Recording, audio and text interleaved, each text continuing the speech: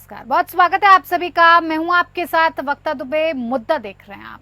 हाल में जम्मू कश्मीर दौरे पर गए प्रधानमंत्री मोदी ने विधानसभा चुनाव का बिगुल फूंक दिया है। अब सभी दलों ने चुनाव के लिए कमर भी कस ली है, तैयारियां शुरू हो चुकी हैं, बैठकों का दौर भी शुरू हो गया है। बीजेपी ने जम्मू कश्मीर पर बैठक करके वहां की सभी 90 सीटों पर चुनाव लड़ने का ऐलान किया है और शनिवार को मिशन कश्मीर पर निकल गए। नड्डा जम्मू कश्मीर में विधानसभा चुनाव की तैयारियों का जायजा लेंगे और आगे की रणनीति के लिए रोड मैप पर चर्चा भी करेंगे। उधर कांग्रेस ने भी बैठक करके जम्मू कश्मीर विधानसभा चुनाव में बीजेपी को स्थानीय मुद्दों पर घेरने की रणनीति बनाई है। वहीं लोकसभा चुनाव में निराशाजनक प्रदर्शन के बाद नेशनल कॉन्फ्रेंस और पीडीपी हार से सबक लेकर विधानसभा चुनाव में बेहतर करने की रणनीति बना रही है। इसी पर चर्चा करेंगे, खास मेहमान जुड़ेंगे, लेकिन उससे पहले एक रिपोर्ट पेश है।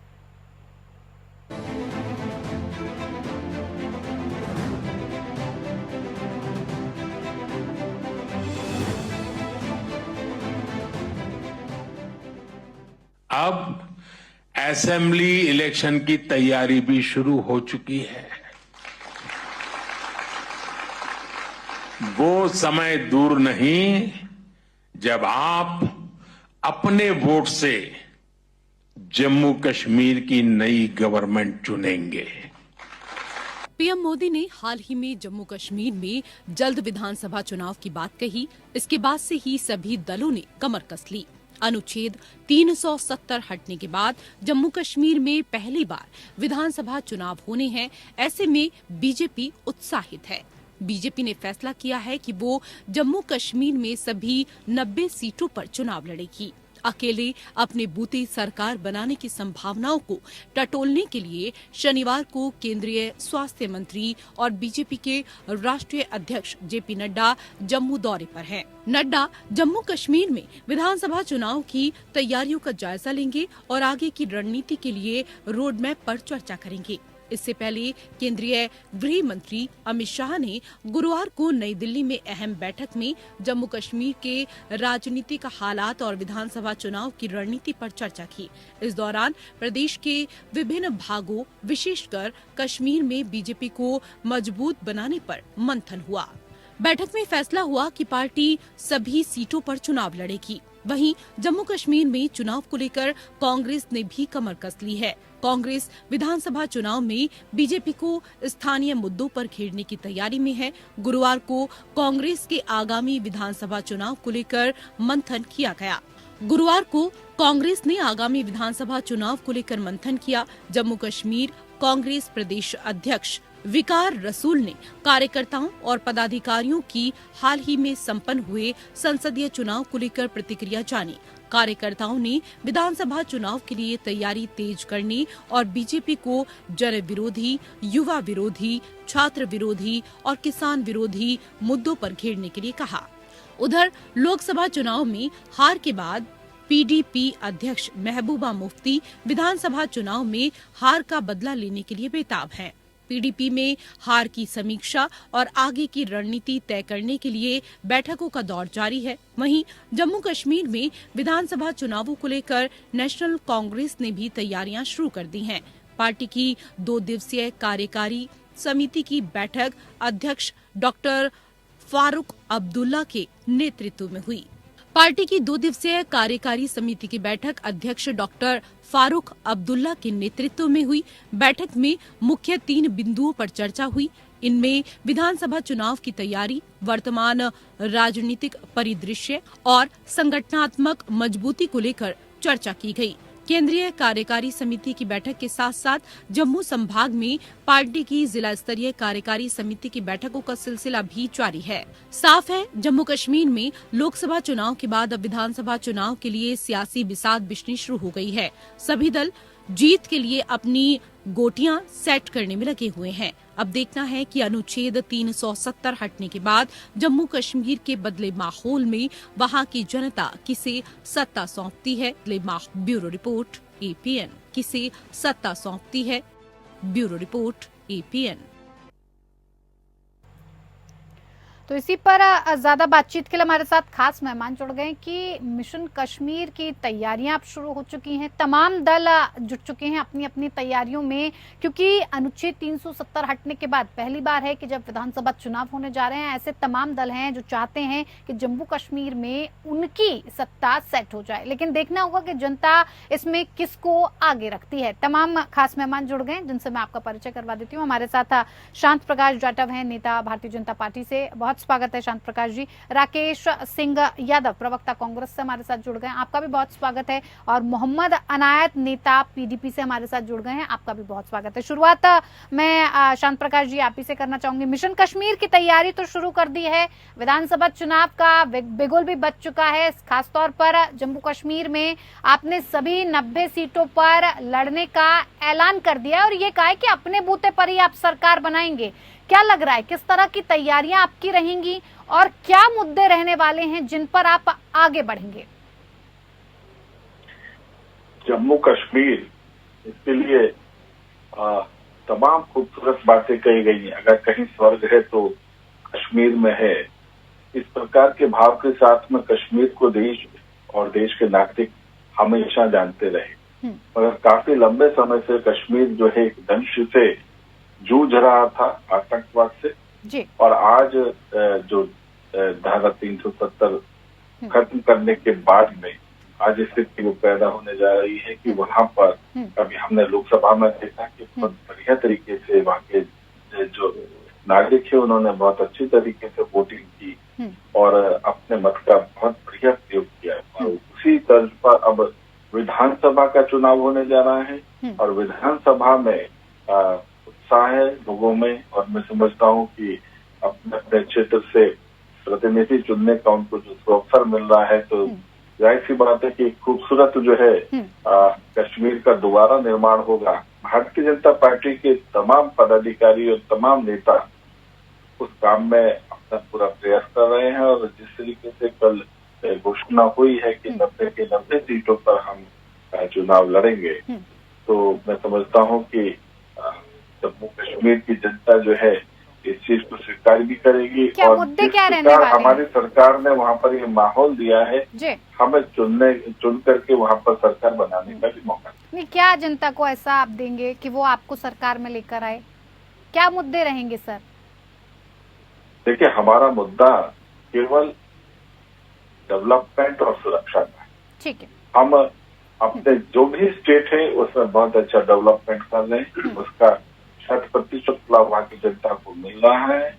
ठीक उसी तर्ज पर हम जम्मू कश्मीर की भी जनता को जो है डेवलपमेंट और जो केंद्र सरकार की योजनाएं हैं, प्रदेश सरकार की योजनाएं 100% उसका लाभ जनता को मिले। और हम इस पर काम कर भी रहे हैं, ऐसा नहीं कि केवल हम वायदा कर रहे हैं। हम 100% लाभ जो है सीधा सीधा जनता को देते हैं, किसी तरीके की झूठे वायदेबाजी नहीं, ठीक सच करते हैं और सचमुच जनता को उसका लाभ मिलता है। ठीक है। इस चीज के कारण से मैं समझता हूँ, इस वायदे के कारण से जो हमारे दूसरे स्टेटों में जो हमारा अच्छा काम है उसके कारण से जनता जो है में जो है। बिल्कुल। राकेश यादव जी, देखिए तैयारियां शुरू हो गई हैं, तमाम दल अपनी अपनी तैयारियों में लगे हैं। बात अगर कांग्रेस पार्टी की करें तो देखिए साफ तौर पर भारतीय जनता पार्टी ने तो अपना मुद्दा साफ कर दिया है। उसकी तैयारी है विकास को लेकर, जो हर बात वो चाहे लोकसभा चुनाव विधानसभा चुनाव में हर बार उठाती है, ये विकास का मुद्दा और सुरक्षा का मुद्दा। कांग्रेस के पास क्या विकल्प है? किस विकल्प के साथ, किस मुद्दे के साथ आप जम्मू कश्मीर में उतरने वाले हैं? कमर कस ली है, तैयारी पूरी है? देखिए, सबसे पहले तो जम्मू कश्मीर की जनता पिछले 3-4 साल का हिसाब भारतीय जनता पार्टी से लेना चाहिए। धारा 370 हटाने के बाद जम्मू कश्मीर में कितनी तरक्की हुई, कितना विकास हुआ, कितने युवाओं को रोजगार मिला और कितनी सुरक्षा मजबूत हुई, इन सब बातों का जवाब पहले बीजेपी को देना है। उसके बाद जीतने की बात करना है कि 90 सीट पे लड़े या सारी सीट पे लड़े, 41 पे लड़े, जितने पे भी लड़े। लेकिन जम्मू कश्मीर की आवाम को क्या मिला? धारा 370 पे कानून की धारा थी जो किसी वजह से लगी थी और हट गई, ठीक है। उसके बाद क्या डेवलपमेंट आपने किया है? मोदी सरकार ने क्या डेवलपमेंट किया इतने सालों में? अगर कहा उन्होंने डेवलपमेंट किया है तो उनको बताना पड़ेगा चुनाव प्रचार में। वो नहीं किया है तो सिर्फ धारा 370 के बहाने वो लेने जाएंगे तो उनको सफलता नहीं मिल पाएगी। कांग्रेस ने क्या किया है वहां का बच्चा बच्चा जानता है। इतने सालों में कश्मीर जो खूबसूरत रहा है वो किसकी देन रहा है वो भी जानते हैं। आतंकवाद कब आया, किसकी सरकार में आया वो भी जानते हैं, कैसे आया वो भी जानते हैं। इन सब बातों का निर्णय आने वाले विधानसभा चुनाव के जब नतीजे आएंगे तो निश्चित तौर पर हो जाएगा, दूध का दूध और पानी का पानी। क्या मुद्दे क्या रहने वाले हैं सर, किन मुद्दों पर घेरेंगे आप भारतीय जनता पार्टी को? हाँ। सबसे बड़ा मुद्दा है जो कश्मीर में मुद्दा है वो बेरोजगारी।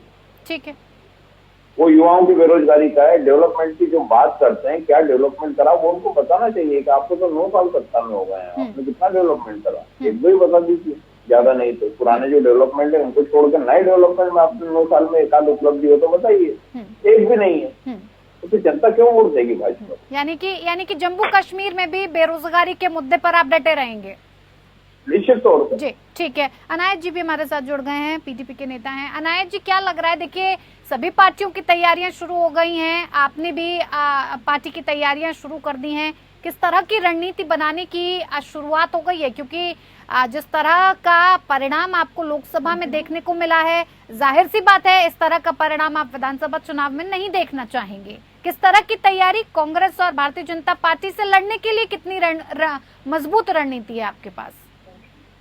वक्ता जी, मैं जो जहाँ तक रणनीति की बात है, जो बीजेपी का यहाँ कार्यकाल रहा है तो उसमें कोई रणनीति की जरूरत नहीं है, क्योंकि इनकी सरकार ही इतनी विफल है कि किसी को कोई रणनीति बनाने की जरूरत नहीं है। अभी यहाँ जो शांति प्रकाश जी ने बोला है, जो उनके प्रवक्ता है, कि यहाँ पे जो डेवलपमेंट के मुद्दा है वो सुरक्षा के मुद्दा है, कि उन्होंने सुरक्षा पे काम किया, डेवलपमेंट पे काम किया।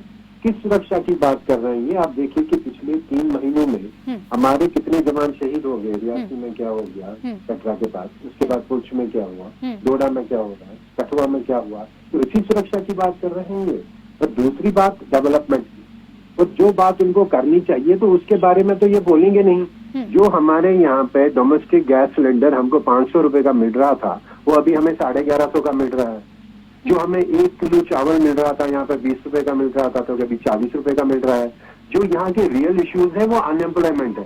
यहाँ के यूथ के बारे में ये बात कर रहे हैं तो उन्होंने बताया कि अपने कार्यकाल में अभी ये 15वें साल के लिए 12वें साल के लिए हुकूमत में आ रहे हैं, तो इन 12 सालों में उन्होंने या यहाँ के यंगस्टर्स को, यूथ को, युवाओं को एम्प्लॉयमेंट के नाम के ऊपर क्या किया, एम्प्लॉयमेंट देने के लिए किया गया इन लोगों ने। अगर उन्होंने कोई बात की है तो सिर्फ झूठ के बुलंदे उनके पास है, शेखियां मारना इनके पास है, 56 इंच का सीना इनके पास है, एक झूठ के ऊपर दूसरा झूठ, और इसके बाद आगे तो इनके पास कोई महारत है नहीं। हाँ, अगर कश्मीर की जनता, जम्मू कश्मीर की जनता उनको उनके झूठ बोलने की महारत पे वोट दे दे तो उसके बारे में मैं कुछ नहीं कह सकता। ठीक है, ये आज की डेट में हमारा स्टैंड है। बिल्कुल।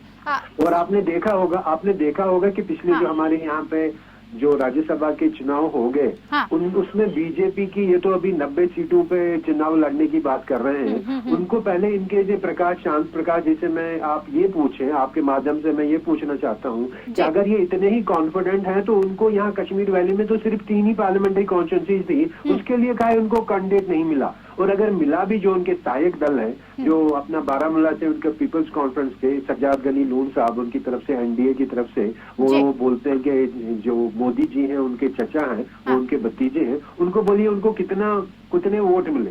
मुश्किल से तो वो अपनी जमानत बचा पाए। उसके बाद उनके दूसरे जो उनके सहयोगी दल हैं, अपनी पार्टी, वो अनंतनाग कॉन्स्टिट्यूंसी से चुनाव लड़ रहे थे, तो उनको बोलिए कि उनको कितने वोट मिले।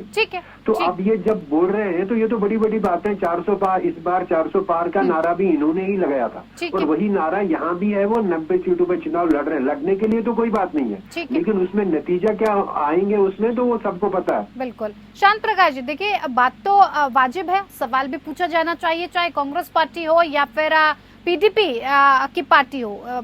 सवाल ठीक है कि विकास की बात कर रहे हैं आप, सुरक्षा की बात कर रहे हैं। अगर इतनी ही सुरक्षा थी तो इस तरह के हालात जम्मू कश्मीर में क्यों देखने को मिले? सिर्फ झूठे वादे, और इस बार भी आप वही कर रहे हैं। जवाब दे दीजिए। देखिए जी, बेसिकली इन दोनों का फंडा, क्योंकि ये इंडिया अलायंस के घटक है, दोनों साथ चल रहे हैं, और इनका अगर आपको ध्यान हो, लोकसभा में इनका एक ही एजेंडा था जिस पर ये बोले नहीं है। अभी दोनों ही प्रवक्ता ने बोले। इन्होंने कहा, राहुल जी ने क्या कहा कि मैं धारा 370 को उखाड़ करके, यानी इनको वहाँ शांति दी चाहिए। वहां पर सौहार्द जो बना वो नहीं चाहिए। ये जनता को उसी गर्त में दोबारा धकेलना चाहते हैं जिसमें पहले जनता नहीं वो तो कह रहे हैं जनता का तो समर्थन ही आपको नहीं मिला जब लोकसभा चुनाव हुए, तब उसमें आपको नहीं मिला जनता का समर्थन जिस हिसाब से मिलना चाहिए था। देखिए कोई बात नहीं, समर्थन मिलना और ना मिलना अलग विषय है। हाँ। मगर हमने उन सब जो स्टेट की डेवलपमेंट को और स्टेट में जो आतंकवाद को पुष्ट कर रही थी चीजें, हमने वो सारी रास्ते जो है वो बंद कर दिए। आज स्टेट जो है वो अपने वहाँ की जनता के नुमाइंदों के द्वारा चल रही है और आगे चलने की तैयारी है। तो यहाँ पर हमारे लिए सबसे बड़ी खुशी, वहाँ हमारा प्रत्याशी नहीं जीता वो विषय नहीं है। हाँ। देश का जो स्टेट है जिसमें दाग लगा हुआ था, वो परेशानी में था, उसको हमने मुक्त करा, वो हमारे लिए सबसे बड़ी खुशी है। और ठीक उसी तरीके से जो इस वक्त में राहुल जी कह रहे हैं कि 370 हटा देंगे, यानी वो ही हालत दोबारा पैदा करेंगे, ये अपने आप में एक दुर्भाग्यपूर्ण है। और मैं समझता हूँ कि वहाँ की जनता उस दशा में दोबारा नहीं जाना चाहिए। और इसलिए इन दोनों को तो किसी सूरत में जो 370 को खत्म करना चाहते हैं उनको स्वीकार नहीं करेंगे। इतना बड़ा हम कुछ मुद्दा सीटों पर नहीं है जीत पाए, शांत प्रकाश जी, हम कुछ सीटों पर नहीं जीत पाए, मगर वहाँ से एक कश्मीर का जो है ना नुमाइंदा जीता है और इतने खुश और स्वतंत्र वातावरण में जीता, ये अपने आप में बहुत बड़ी। जो आतंकवाद का मुद्दा है, क्या उस पर विजय प्राप्त कर पाए इतने सालों में आप? क्या आपने उस तरह का, ये तो कह रहे हैं नहीं, जिस तरह के हालात बन रहे हैं बिल्कुल सुरक्षा व्यवस्था आपकी ठीक नहीं है। देखिए पहले की व्यवस्थाओं को देखे और आज कहीं छुटपुट घटनाएं हो रही हैं उसको देखे। पहले एक दौर था, मैं खूब जाया करता था कश्मीर, तो मैं ये देखता था कि हमें ये होता था कि भाई 1 बजे से पहले जो है एयरपोर्ट पहुंच जाओ, क्योंकि उसके बाद नमाज होगी और नमाज के बाद में पथराव होगा। इस प्रकार से जो है ना कश्मीर की स्थिति हुआ करती थी। मैं जम्मू कश्मीर का प्रभारी रह चुका हूँ भारतीय जनता पार्टी, वो उसकी तरफ से मैंने देखा कि मैं उन 10 जिलों में जो उस वक्त सेंसिटिव हुआ करते थे, वहाँ जाना अपने आप में कितना दुश्वार हुआ करता था। आज आप कहीं पर भी चले जाए, मेरी बेटी पिछले महीने कश्मीर घूम कर के आई है, कितना कोई सुरक्षित वातावरण है। आज जो वातावरण बन गया है वहाँ पर केवल नरेंद्र मोदी जी के नेतृत्व में भारत सरकार इस वक्त में बहुत अच्छा काम कर रही है और मैं समझता हूँ उसका लाभ जो है वो वहाँ की जनता को मिला। जनता ऐसा ही सुशासन चाहिए। इनायत जी सहमत हैं? आपको क्या वाकई में नहीं देखिए एक बात सुनिए, आपको क्या वाकई में बिल्कुल तस्वीर जम्मू कश्मीर की बदली नजर नहीं आई पहले की और अब में? क्या बिल्कुल फर्क नजर नहीं आता आपको? बिल्कुल वक्ता जी, यहाँ पे अभी जो उन्होंने कहा मुझे इस बात की खुशी है कि हमारी बहन यहाँ आई और बड़े सुरक्षा के माहौल में यहाँ से घूम के वो निकली। इस बात को मैं मानता हूँ कि आज हमारे यहाँ शांति है, इंशाल्लाह अमन है। और लेकिन ये अमन आया है हमारे जो सिक्योरिटी फोर्सेस है, हमारे जवान है, उन्होंने जो खून बहाया यहाँ की सड़कों पे, उन्होंने जो शहादतें दी है, उसके ही नतीजे में आज हमारे यहाँ पे अमन है। और इसका श्रेय अगर वो अपना मोदी जी लेना चाहते हैं तो बिल्कुल नहीं। मोदी जी या जो शांति प्रकाश जी बोलिए, ये प्रभारी यहाँ पे रहे हैं, मैं पूरे आदर के साथ बोलना चाहता हूँ कि यहाँ कितने बीजेपी के लोग आए और शांति के लिए उन्होंने कोई ऐसा काम किया होगा कि वो उसका ये ले लें, उसका ये ले लें कि एडवांटेज बेनिफिट ले लें कि ये सब हमारी वजह से हुआ। बिल्कुल हुआ है, यहाँ शांति आई हुई है, आप आराम से घूम सकते हो। लेकिन इसका सारा क्रेडिट जो हमारे यहाँ सिक्योरिटी फोर्सेस है, हमारी सिक्योरिटी फोर्सेस ने यहाँ जो कुर्बानियां दी हैं, जो उन्होंने अपना खून बहाया है, उसकी वजह से आज की डेट में हम यहाँ पे हम चैन से रह रहे हैं। लेकिन मोदी जी के जो अपना 56 इंच के सीने की वजह से हम लोग यहाँ पे नहीं। शांत प्रकाश जी जल्दी से जवाब दे दीजिए, जल्दी से जवाब। एक टाइम था वहाँ के सिक्योरिटी फोर्सेस को गुलेल हाथ में दे दी गई थी कि गुलेल से जो है आतंकवादियों से लड़ना। इस तरीके से माहौल था। आज वहाँ पर हमने पूरी शक्ति थी और इस कारण से सिक्योरिटी जो है शिकायत नहीं है, उसने अपना काम किया। जबकि मुझे उनसे आपसे सिर्फ 30 सेकंड दीजिए। मुझे आपके स्टेटमेंट से कोई शिकायत नहीं है कि आपने बोला कि उनके हाथ में गुलेल नहीं था, जबकि मोदी जी अपने हेड ऑफ द स्टेट, विश्व गुरु अपने आप को कहलाने वाले, अपने इलेक्शन कैंपेन में ये बोल रहे हैं कि अगर आप हमारे को 400 सीट नहीं दिलवा दोगे तो आपके घर से सारा दौलत लेके कांग्रेस छीन के मुसलमानों को देगी।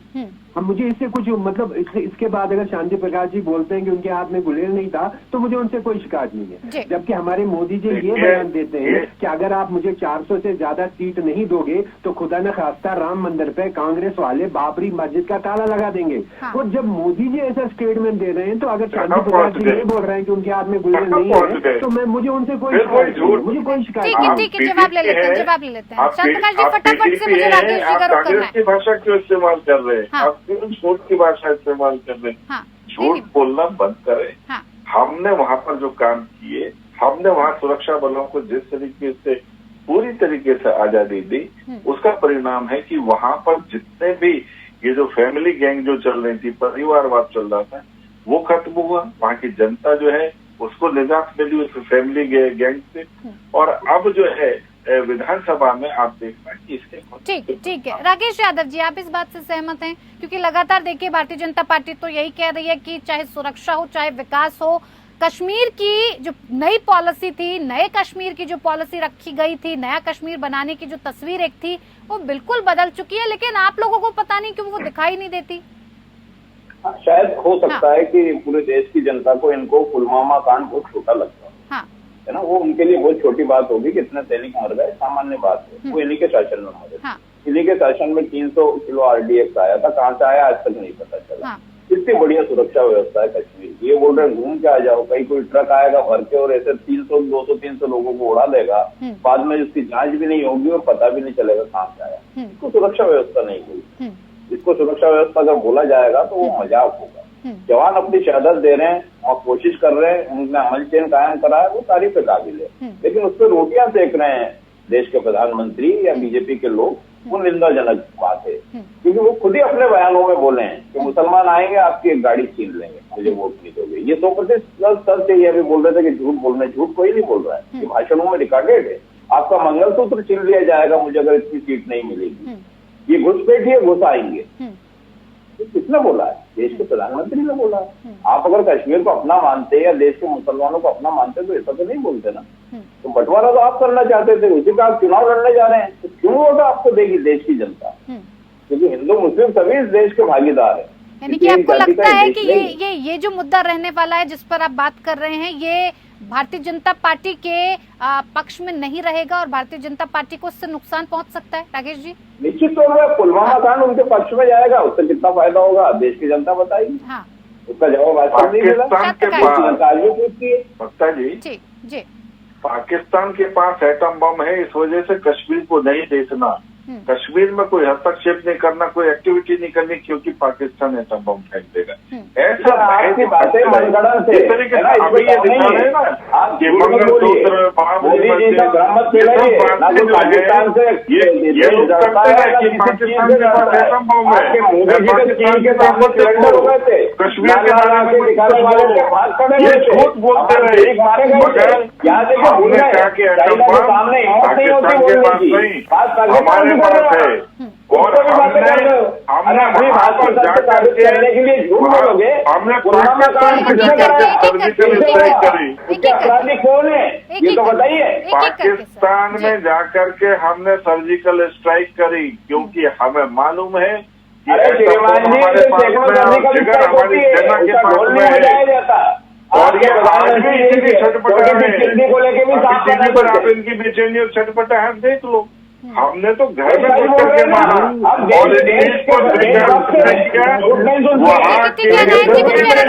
वहाँ की असेंबली ने अपने असेंबली के पाकिस्तान की असेंबली ने ये में कहा गया कि पाकिस्तान में घुस करके जो है मोदी के जो है ना